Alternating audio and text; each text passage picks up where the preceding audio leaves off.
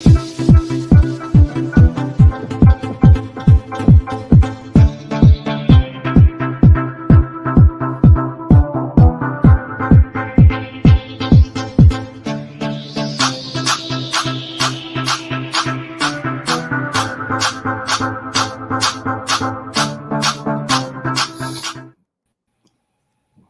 hello and welcome back to another episode of the Five Guys on Live. Soon we're going to have the fifth guy joining us. Now I'm saying it's not working because it's coming soon. Everybody, we are really excited and really happy to have you here with us. We have a lot to talk about. You know what? Tonight, people, we're going to do it Big Willie style. Big Willie style. And what that means, Zach? You know, I've never known what it meant. Exactly. I had people asking me what's Big Willie. I was like, I didn't. So at some point in the career of Will Smith, he went by and claimed that he did it Big Willie style. Unfortunately, for the majority of America, we saw that may not have been accurate, as August Alsina and a number of other suitors were actually the ones doing it Big Willie style instead. But we'll talk about that as the show goes on.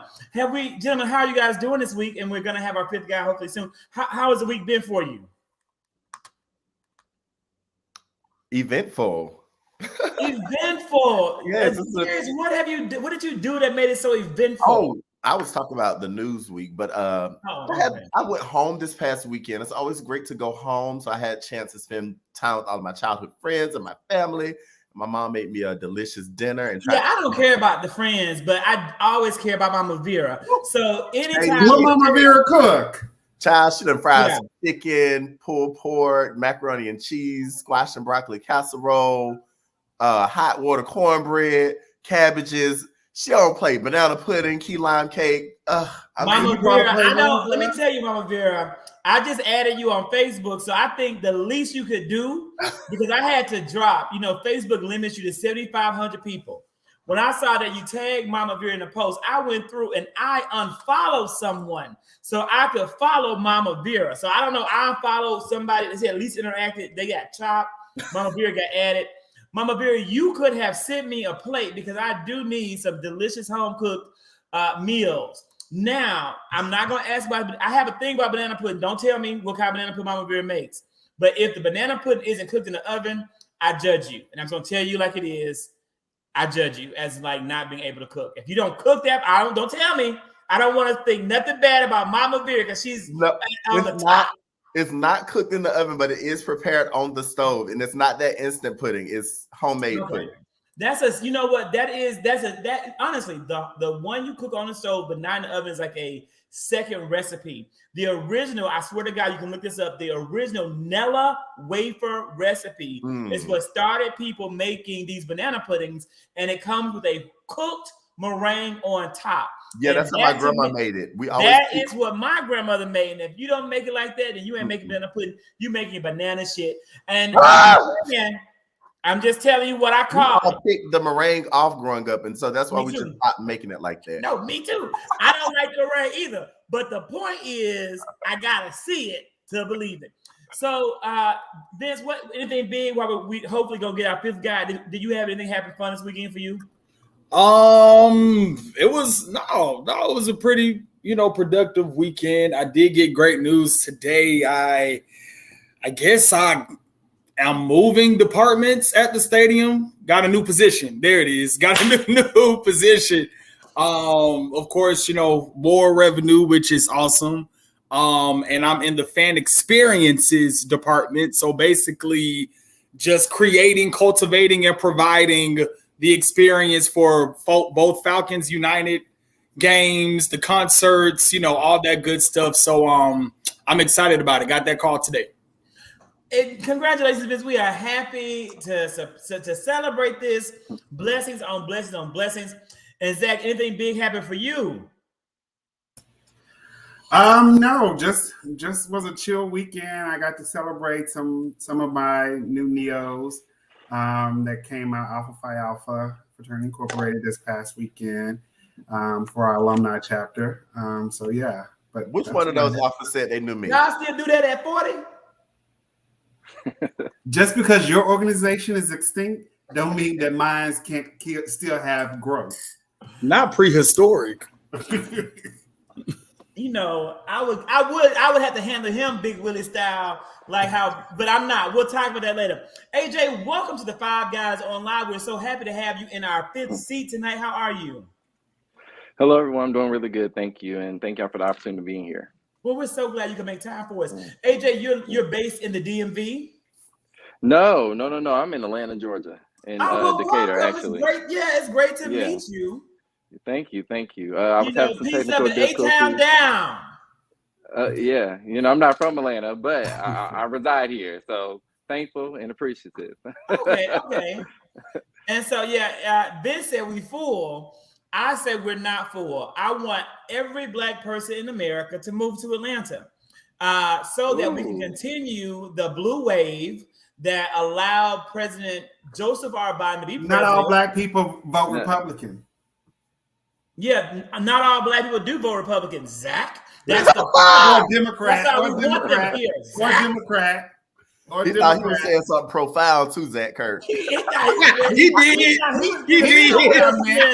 Big Willie slap. He knew what I meant. But you didn't know what you meant. But here's the thing, everybody. This is the real question, Darius, is what was meant with the HBCU Ukraine? HBCU Ukraine. Tell us about Hampton University welcoming us. Yes. Okay. So Hampton University offered free tuition to Ukraine students that were experiencing, of course, the hardship of what's going on, the tragedy that's happening over in Ukraine. And so according to the president, they were accepting 50 to 100 students who are currently exposed to the dangers of Ukraine, and told them that these 50 to 100 students would be able to attend Hampton, which is an HBCU, free of charge. And so the statement, of course, being released did not come without a lot of backlash, of course, from Black Twitter, both those who attended Hampton University and from people in general who've never probably even stepped on their campus. So the question I have for you all tonight is, do we think this is a good move for Hampton University to offer this type of relief to the Ukrainians who are having to flee their country and being exposed to danger on their college campus? If I could, so looking at other sources, people are saying that they're really trying to protect their legacy, but what people have not mentioned or talked about is they did the same plan in 2019 in response to Hurricane Dorian, which was with University of Bahamas. So I think if the uproar, obviously because of the national attention, then there should have been uproar then as well. But to the defense, a lot of other people talked about hardships that students have been experiencing due to COVID and other hardships, whether financial, what have you. So what scholarships are they pouring back into those students as well? I think is a lot of people are asking or trying to figure out. And to answer that question, Deborah, it's free tuition for the summer session, free room and board for the summer session. And then the hope is that these students will attend the college in the fall as paying students of the college. So no, they're not having to pay anything. Yeah, so as of right now, just saying for the summer, and then it will continue if they decide to continue, or they can go back to Ukraine. Some of them gonna get pregnant. What that means that nothing, not a damn thing, not a damn thing. Let me show you really briefly what it means and what the future holds for some of these Ukrainians and some of the Americans. And this is what the future holds. Back to you, Vince. oh goodness. Okay, so if this is an initiative that is not off brand for Hampton University, in effort to just give relief to people, in nations that are going through hardship and so on and so forth, then I congratulate them. I think I commend them rather for doing that. I mean, we know that what we're seeing, those images are just terrifying going on over there in the Ukraine or what have you, being invaded by Russia. So, I think that is a very admirable position for them to play. Just answering to what the global community needs right now. Just, fulfilling the void, offering rescue, all those great things. So, I do commend them for that, because I think outside, and I get where the backlash is coming from, the shoulda, woulda, couldas, and what is Hampton University doing for our community. I know I did read some tweets like, did Hampton University reach out to our Haitian brothers and sisters last year during that hurricane? Were there any scholars that could have possibly been, transferred and, assisted in that effort or what have you? But all in all, Haiti, Ukraine, and all of the other tremendously incredible, terrifying hardships that many other places on the globe is setting, I think, is going through. I just think that, hey, it's just somebody got to step up and just be a humanitarian about it, and if that's what they're doing and it's in goodwill and good intention, then, why not?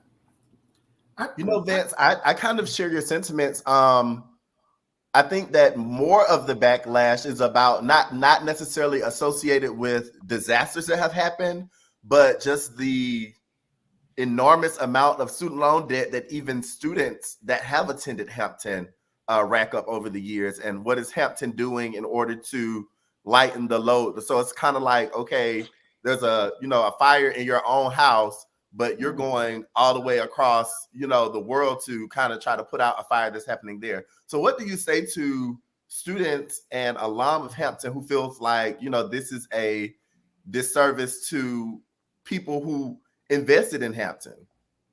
But is it a disservice? Because this could be employed for a great marketing strategy for Hampton. I'm all about a culture emerging.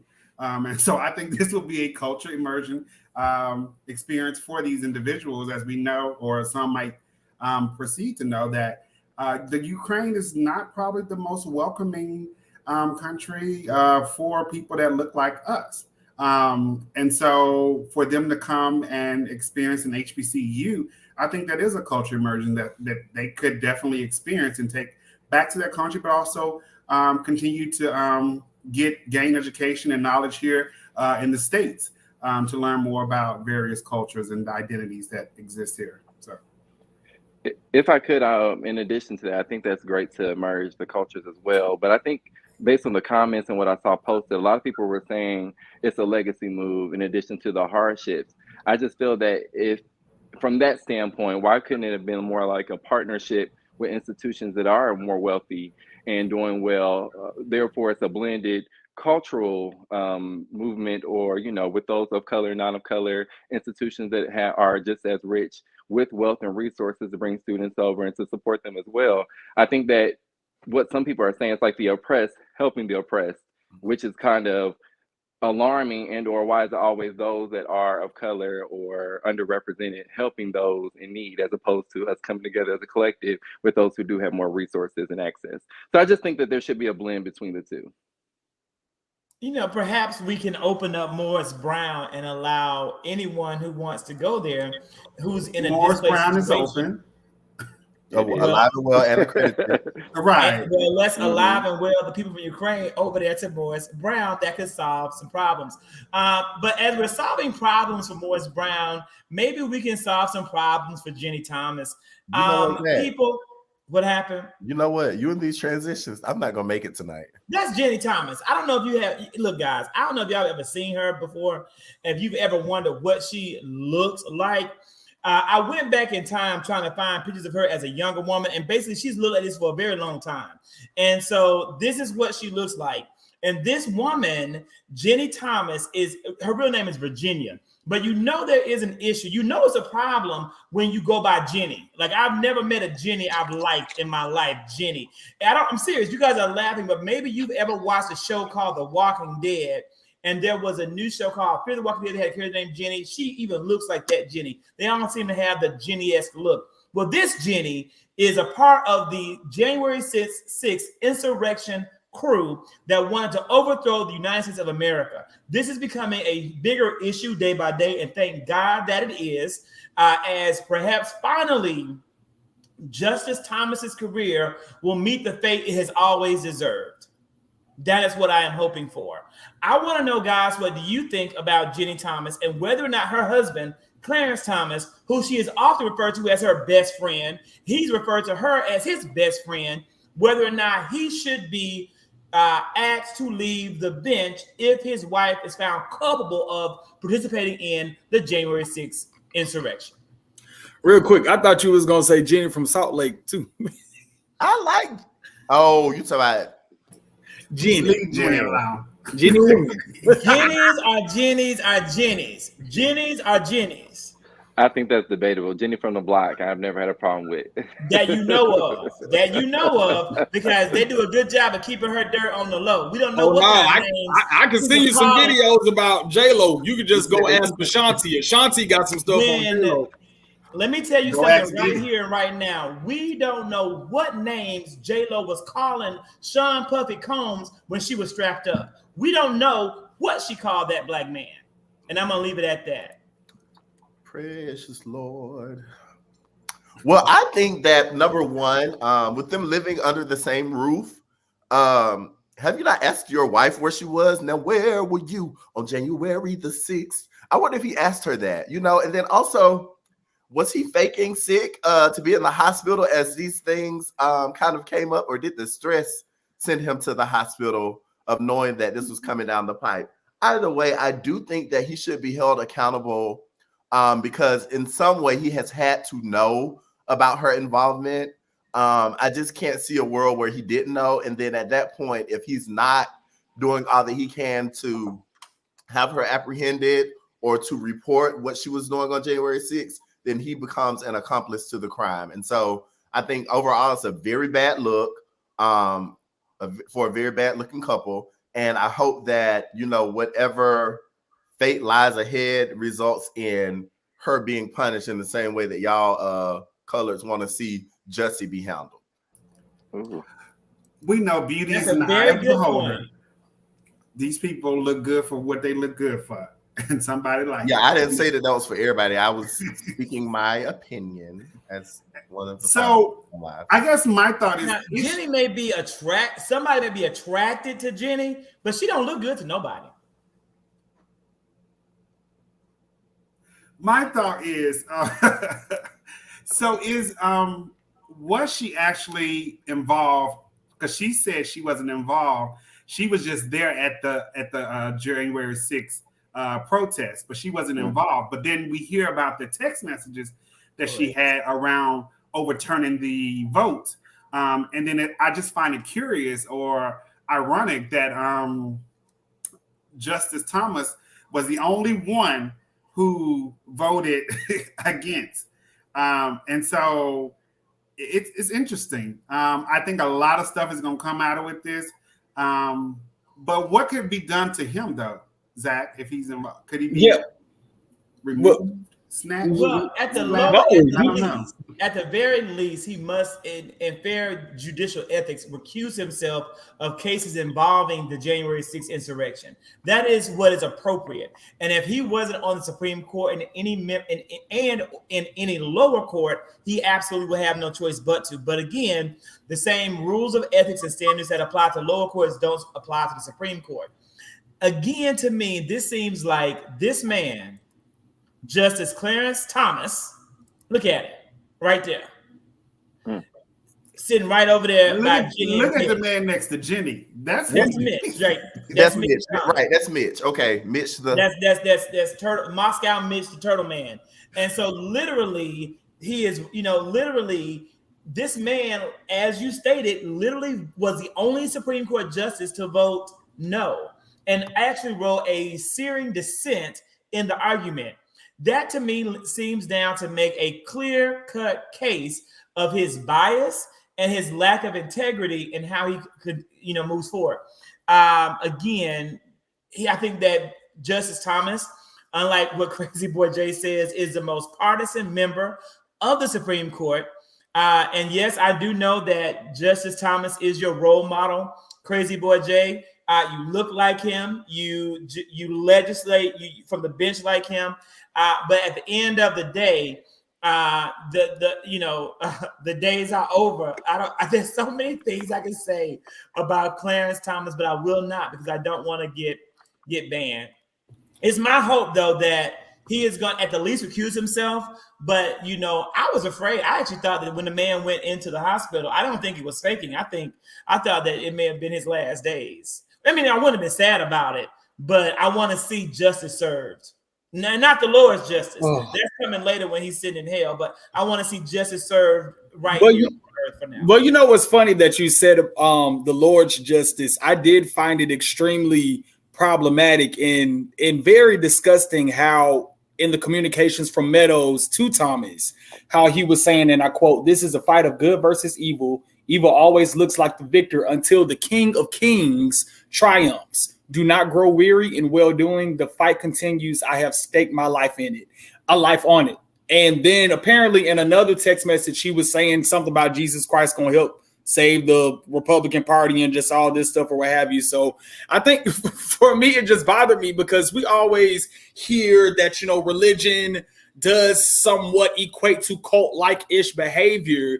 And so when you sort of put Jesus in the midst of January 6th, and the God that I know to be God is love and peace and joy, God ain't hanging people, threatening to hang vice presidents and stuff like that. I don't see how y'all can connect and correlate that two together. But for the fact that the Republican parties are resting on this King of Kings rhetoric, like they are just so holier than thou, is just the most colonial, colonist-esque type British rule piece of crap that I've ever heard. Like, and it's just, it's very bothersome. And just to go a little bit backwards to what we were talking about in regards to Clarence Thomas, I don't think that he can do anything. I know that the law does state in terms he cannot be removed. I've heard that Supreme Court justices, they can be impeached, but it's like a very extremely drawn out process, more than the president could be impeached. So it's something that you probably don't even want to bother to do. So like Zach said, he could be possibly recused. But as one of the viewers mentioned, I don't think anything else can be done. The optics look terrible. It definitely looks bad. But in terms of consequences for Jenny or for Clarence Thomas, I really don't see anything happening to them both. But I will say maybe we can get Jenny. Oh yeah, Jenny gonna wear orange. Yeah, but maybe these text messages can be a puzzle piece connected them to just more things for January 6th. Prayers for you, Evangelista Marsh. Prayers for you. That's Marsha from Tennessee, right? Senator Blackburn. Yeah, that is Marsha Blackburn herself. Yeah. We're so glad that you are here. You may want to call up Mama Vera and she can give you some recipes to help you along with your home economics degree. You did a good job. But hold on, real quick. I know you don't know how to cook, Marsha. I know you don't know how to cook. Real quick, this is my thing. Marsha? Who is Marsha? Real quick, yeah, he won't recuse himself from the cases, but this is my thing. Just looking at the world of politics right now, where is HR?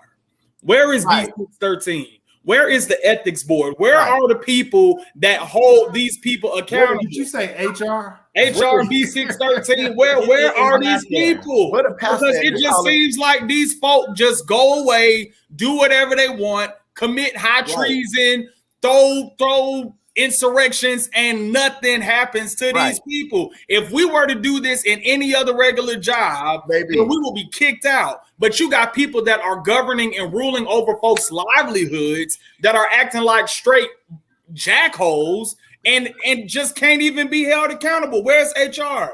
Where is it? How do we get these people out of here?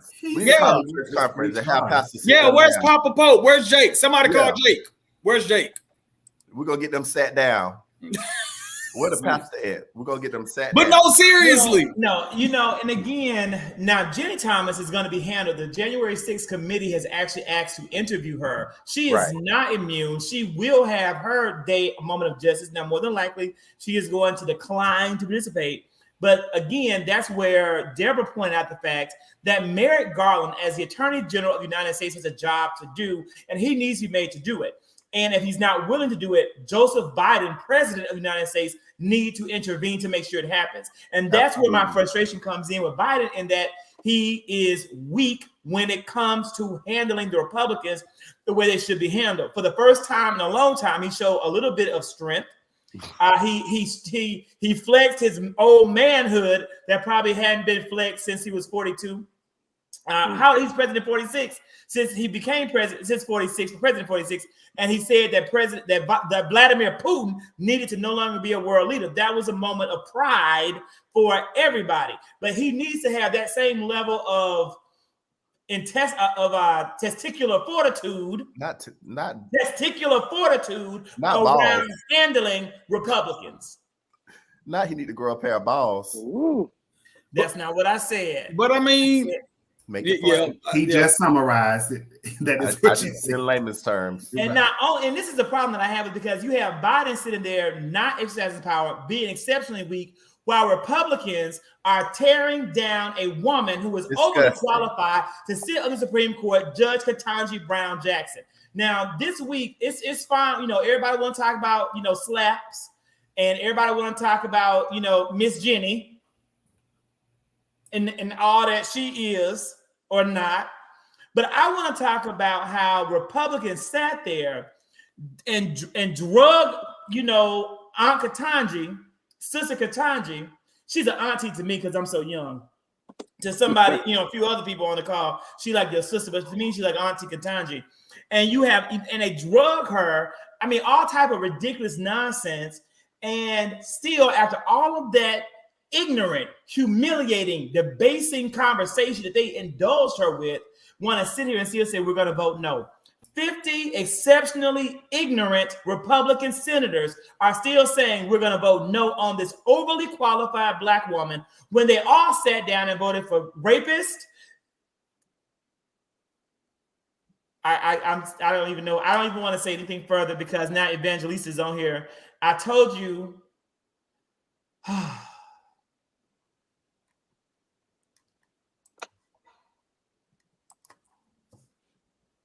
This is the disrespect for me. I hate that. I hate this disrespectful, number one, mispronouncing people's names. It really grinds my gears. And then you see her name on the screen every day.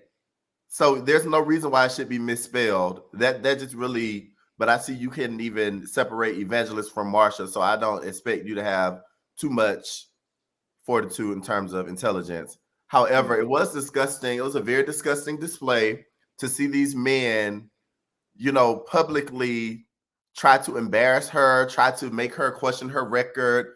Someone who is the most qualified, has sat on every court. And then the most crazy part is that they just confirmed her to be on what I understand is the second highest court in the nation. And so as a bipartisan, yeah. Right. So to continually, you know, make it seem like she's not qualified. Was she qualified to sit on a lower court when you confirmed her, you know, whenever that was? It's just disgusting. And I really appreciate it. I see someone 3 years ago. How long ago was it? 3 years ago. They just voted for her. That was yesterday. And I really appreciate it. I see Deborah mention Cory Booker. And if you haven't had a chance to see his full, his full address to soon-to-be Justice Ketanji Brown, I would implore you to check it out because it really did a good job of depicting what women, especially Black women, go through in terms of having to prove their worth, in terms of having to balance not only the family, but also the work, and then to sit here and have, you know, your law school classmate who hasn't done a doggone thing question your record or try to drag up some stuff from over 25 years ago. It's just disgusting. And it was a clear sign of what else is country, and that's white supremacy. And so just call it what it is. They were shook to see a Black woman with locks sit up there, even though she was beside her white husband, and, you know, talk about her record. I think it was disgusting. And real quick, I did pull a quote from what Senator Booker said to Ketanji. Don't worry, my sister. God has got you. You know how I know that? Because you're here. That entire moment was it made me tear up, low key. Like it was very powerful. And one thing that I will say is that I wish more Democratic senators had that same energy that Senator Cory Booker had. It just seemed like they were just real chill, just real surface, just going through the pomp and circumstance of what these hearings are about, and really didn't show as much investment and I don't want to say protection, but protection to a degree, over, because she is a Democratic nominee, so on and so forth. But you know who cracked me the hell up? That Senator Tim Cotton from Arkansas, asking her the most asinine ABC 1, 2, 3 questions. Does the U.S. need more or fewer police? But y'all know she's backed by the International Association of Chiefs and Police. Do you know the average time an inmate convicted of murder serves in the prison? Do you know the average time an inmate is convicted of rape serves in the prison? Why are you asking this lady these LSAT score questions, test questions? And I had to commend her because she was giving those were Georgia high school graduation test questions. Exactly. She was looking at them like they asked you back when they wanted you to vote. How many buttons in this jar? Exactly. I couldn't believe that. And he was like steamrolling it. Like, really, bro? Cotton. You made me think of something, Vince. You said it was kind of protecting her, but I think it was absolutely protecting her, standing up for her. And that's one thing that I saw on Twitter. It was like, this is how you protect people. This is how you protect Black women. It happened publicly, so I'm going to call it out publicly in this very forum. And guess what? He didn't have to get up and go slap anybody to protect Judge Ketanji Brown. But was that protection or was that a sponsorship? I think because I don't necessarily see it as protection. I think she held her own and she could protect herself. I think it was more of a sponsorship that, baby, I got your back. Is that not a form of protection? I saw it as sponsorship.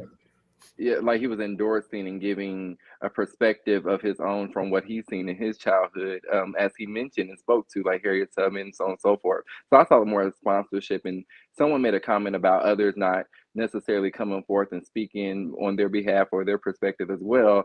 I think that might also be due to sometimes, like the saying is, we have to work 10 times harder just to get halfway, or just to be able to be at the table. And so I think for some of us, it's like white noise. It's like, we're conditioned to, so it's like, oh, are we surprised? No one is surprised about the experience in which she was getting in that time. So I think Cory Booker is speaking to it was more so sponsorship, just saying, hey, we see you. We're proud of you despite what's currently going on. I think he did for her. I think he did for her what she couldn't do for herself in that moment, which was read them people for filth. And that's why I see it as a form of not necessarily endorsement or sponsorship, which all those things fall under that same umbrella. But I think that, he said, you can't throw these blows, so let me throw them for you. That's how I thought. And so, Crazy Boy Jay, let me tell you something. You have the exact same Beyonce internet at wherever cave you live in that I have. And you can assemble your group. You can actually call up Marsha Evangelista. And the two of you guys together could create a magic like Jenny and Clarence Thomas whenever you so desire.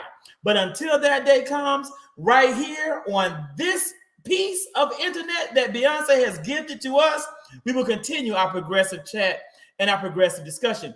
I do want to say this. Look, it's all political theater, and we all know it is.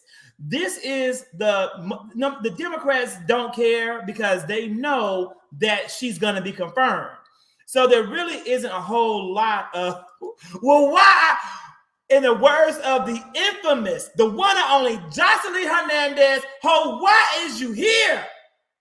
Now, with that being said, going back to the point that I was trying to so carefully and eloquently make, they know she's going to be confirmed. I'm not worried about any of these theatrics, but what I am worried about is the fact that at any given point, Christian Cinema or Joe Manchin could flip because they're paid to do so and block his confirmation. If the Democrats lose the House or lose the Senate, as we think they will, then if Clarence Thomas dies, if any of the other justices die, you're not going to be able to get a democratically appointed justice appointed. They're going to be held up in the exact same way that Merrick Garland was held up when President Barack Hussein Obama appointed him. And that is the dangers of not voting. that is the dangers of taking a moment away and saying that we're going to just not be politically involved because we're mad at Joe Biden for not giving us student loan relief, or we're mad at Joe Biden for whatever random thing that the Shade Room or Media Takeout or Charlamagne the God is saying we should be mad at him about. That's the danger in that. Do you realize that, right? That if one seat flips, this woman wouldn't have a chance in hell of getting on the Supreme Court. One seat. And that is the danger and what we are dealing with. That is the danger, and it's really concerning. This is my question real quick for the panel based on this topic. Do you feel, talking about the whole hearing process, at large, do you feel that it's just a little prehistoric? Like, do you think just the whole process needs to be banished and reevaluated or upgraded or something? I think that you didn't have to go through this confirmation level work at one point. I believe that when Amy Coney Barrett was appointed to the Supreme Court by Donald Trump, I got on this live platform and I said, doesn't matter. Do I like her? No, but she's going to get appointed, and she should be, because the president of the United States has that executive right to appoint a Supreme Court justice for life. The exact same thing goes for Biden's nominees. Anyone that the president appoints, because the president is elected by the majority of the people, should be an automatic guarantee on the Supreme Court. And that's just the way it goes. And if we don't like that, then we need to always be careful in who we allow to sit in the White House. I feel that way about most things, Vince. I feel like most political processes, laid out by the Constitution and the other documents are outdated and need to be revisited. For instance, we talk a lot about the popular vote versus the electoral college. That's something that I think is outdated as well. And I know that Zach doesn't necessarily agree with that. However, you said what? No, I was saying, is that Amy Schumer? That is Marsha Blackburn. It is Marsha. Don't do Amy. And she made don't do Amy like that. After she made Kraft macaroni and cheese in her home ec class and served it to her classmates, and they were like, "Oh my God, Marsha, this is the best macaroni I've ever had. Did a black person help Don't me?" do that. That's Marsha that's coming now. That's Cruz, Marsha, and Hawley. I'm sick of it. So before we go, we're not going to stay on it too long. I just really briefly want to know, what did you guys think about anti-racist baby and Ted Cruz? Ted Cruz pulled out the flip charts. He made poster boards. He went to Kinko's. He had them roll out his poor assistant right here. It was real heavy for her. She had never lifted so much in her life. They posted up the anti-racist baby. Clarence Thomas was surprised. And they pulled it out. And then the very next day, the book became a #1 bestseller on Amazon because of all the ridiculousness and attention that Ted Cruz brought to the table. Darius, you know what I thought about on last season of Potomac reunion? No, Monique. Monique when Giselle when Giselle was like, I'm glad she done some bindering. About Monique binder. Man, Cruz is bitter and bored. Go to bed, man. I really wanted what I wanted to see. I really wanted her to take him to task on that, but I guess she had a task at hand that she had to accomplish. And so she did a good job of deflating what he was trying to create as an argument. But I am curious to hear her thoughts on the answers to those questions. Maybe not for her Supreme Court confirmation, but I would have loved to have been at a dinner table to hear her answers to those questions. About is the baby racist? No, about the way that she feels about, racism and why racism exists, how it starts. I really wanted to hear that. Well, what I thought was interesting was Cruz talked about critical race theory and bragged about it coming from Harvard, and then turned around with this as an example. So I was sitting there thinking, like, so are you in support of critical race theory as a Harvard graduate, or you're against it just because of the simple fact that you're trying to make her look back or see what her response is in regards to critical race theory? So I just thought it was very, as we've already said, a lot of the questioning was unnecessary and was a way to try to paint her to look a certain way as opposed to credible for the position. So it just was too much. But she did a really good job. She held her own. It was fine. I'm here to talk about my experience. She looked like she didn't even know the book existed. She was like, "Oh, they doing that?" And honestly, she may not have known the book existed. She did know. Her face was looking like, "Oh, I didn't know that was in the curriculum." Well, what's interesting though, because they sit on the board. She was saying that they sit on the board for the school, but that doesn't mean they control the curriculum. So, I just want to emphasize. I don't know if you guys know this, but Ted Cruz's children, his daughters, go to an anti-racist school where the concepts of Ibram Kendi are taught to his children. So that is the part that his school literally has the designation, the private school that he pays money for his daughters to go to is deemed an anti-racist school. It is considered a no place for hate school. It's considered a place of welcoming and affirming. So again, that to me, if that does not pull back the curtain of hypocrisy on these Republican lawmakers, I don't know what is. Literally, they want their children to be well educated and well adapted to live in a multicultural society, but they don't want their fellow conservative parents to have the same opportunities, and it's sad. He don't know what they teaching his children over there. I was about to say, clearly he's not looking at their curriculum either. So he took time to look up this curriculum, right? Yeah. Crazy Boy Jay, we're about to talk about another one of your heroes, okay? I know that you have had a great night, Crazy Boy. We have talked about Ted Cruz. We have talked about Clarence Thomas. And now we're going to talk about the exceptionally homophobic lesbian from Mary Mary. Vince, we have a brand new VERZUZ coming up on Easter, on Resurrection Day. Let's talk about it. I don't have time for you. Now, wait, which one of the Marys is the homophobic lesbian? I don't know if either of them are.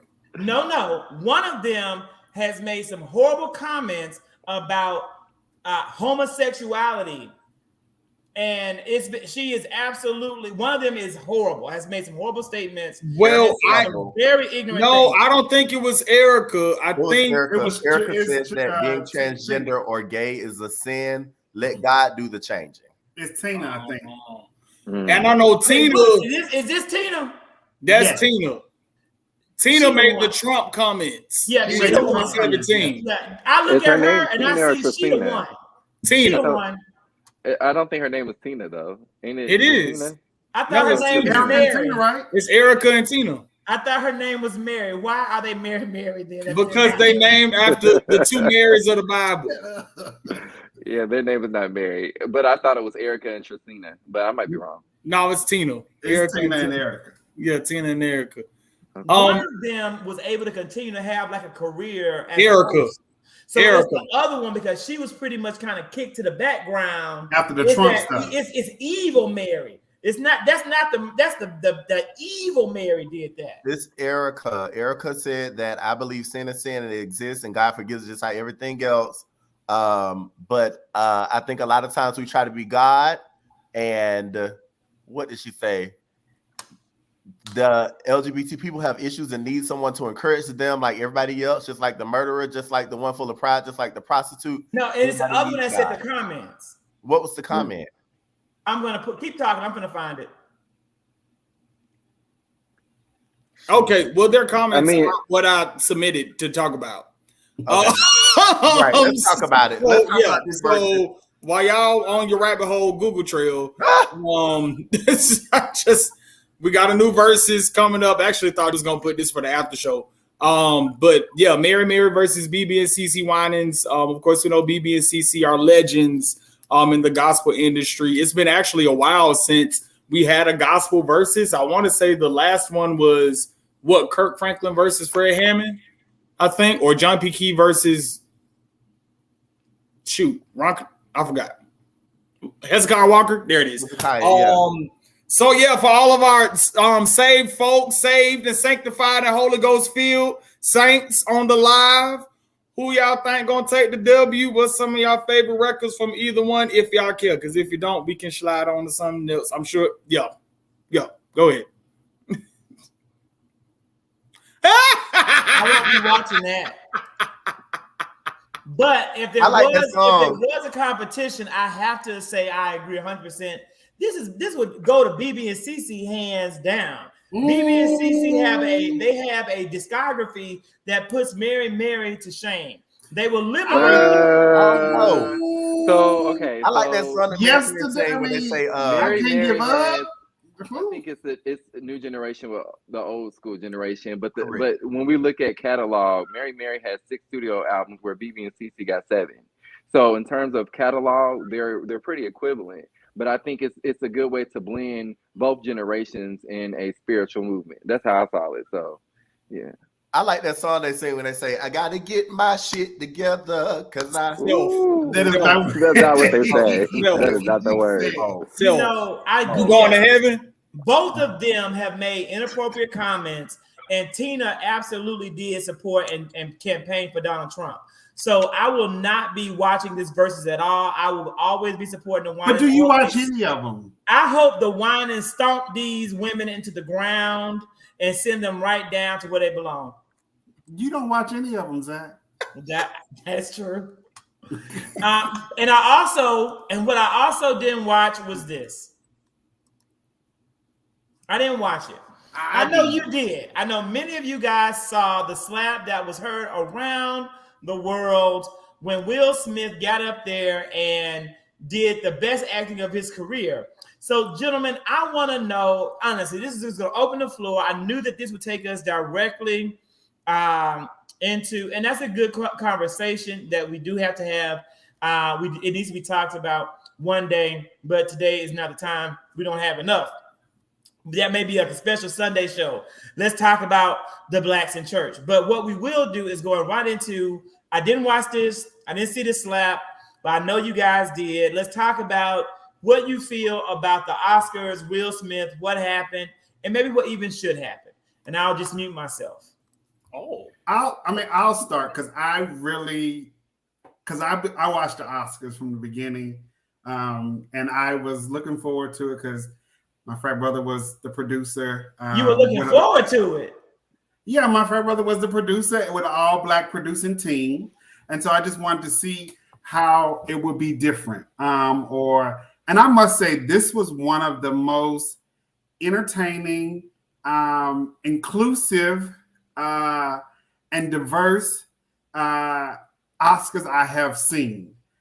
Starting from, of course, Beyonce opening the show. I mean, I'm not a Beehive person, but it was great performance. To the host, those 3 women, I think they meshed well. I think the jokes were on par. I think they were great at what they did. To the first Oscar going out to supporting actress from oh my God, her name drawing a blank. She's from West Side Stories. And being the first Afro-Latina queer person winning this award, to Coda and having the deaf person win. I thought it was to having D Nice be the first person DJing up there, to an all-black, diverse band with Sheila E. and some Robert Glasper and some others on the keyboard, and then to 2 black men directing the orchestra. I thought it was great.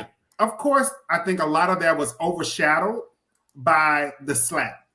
Right. And I think it kind of course, I think what Will did, and I don't condone violence, was unacceptable. What Chris said was disrespectful and deplorable to me. And so I think that, yes, there was some fault at both sides. What is this face for? Because we'll let you get to yours, because your conspiracy theory that not even sharing. I don't even care about that you put out already. This was my point. Was this, Zach? And I hear you, and I agree with you. And it's beautiful what you're saying. And as Angie said, the show is blackity black. I just want to make this one quick point. It's one thing for the Academy of Motion Pictures and Arts and Entertainment to use black people for entertainment, as they always have done.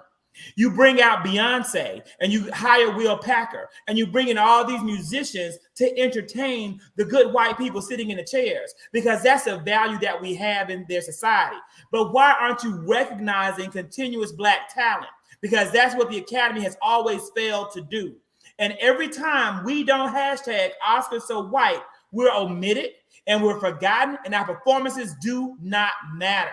But once we pull back and once we stop giving them the attention and we stop giving them the power to trend on Twitter, they do all that they can for people like Will Smith here to then get credit and accolades.